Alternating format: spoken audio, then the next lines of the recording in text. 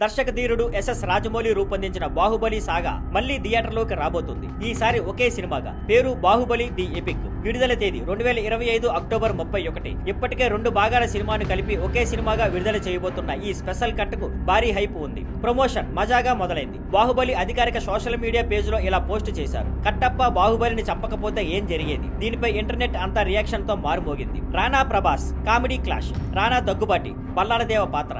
నిజంగా కట్టప్ప చంపకపోతే నేనే చంపేవాడిని అని సరదాగా కామెంట్ చేశాడు. ప్రభాస్ అమరేంద్ర బాహుబలి పాత్ర. రానా కామెంట్ ను రీపోస్ట్ చేస్తూ నేనేం అడగలేదు బల్లా, ఇది రావాలిగా అంటూ బాహుబలి 2 1000 కోట్ల గ్రాస్ పోస్టర్ ను షేర్ చేశాడు. ఈ సరదా మాటలతో ప్రమోషన్ బోల్డ్ గా వైరల్ అయిపోతుంది. ఇంకోవైపు అభిమానులు ఇప్పుడు అనుష్క శెట్టి, సత్యరాజ్, రమ్యకృష్ణ లాంటి కీ రోల్ నటులు కూడా ఈ ప్రచారంలో పాల్గొంటారా అని ఆసక్తిగా ఎదురు చూస్తున్నారు. ఇది సాధ్యమైతే ఇది కేవలం ప్రమోషన్ కాదు, ఒక రీయూనియన్ ఈవెంట్ లా మారుతోంది. బుక్ మై షోలో హైప్ ఎంతంటే ఇప్పటికే 81,000 మందికి పైగా ఇంట్రెస్ట్ చూపించారు. దాదాపు ఒక దశాబ్దం తర్వాత కూడా బాహుబలి మ్యాజిక్ ఇంకా నిలిచి ఉందని చెబుతోంది. Release details. Baahubali the epic సినిమాను తెలుగు, తమిళం, మలయాళం, హిందీ భాషల్లో ప్రపంచవ్యాప్తంగా విడుదల చేయనున్నారు. ఇక బాహుబలి కథను మరోసారి మరింత ప్రత్యేకంగా అనుభవించేందుకు అభిమానులు సిద్ధంగా ఉండండి.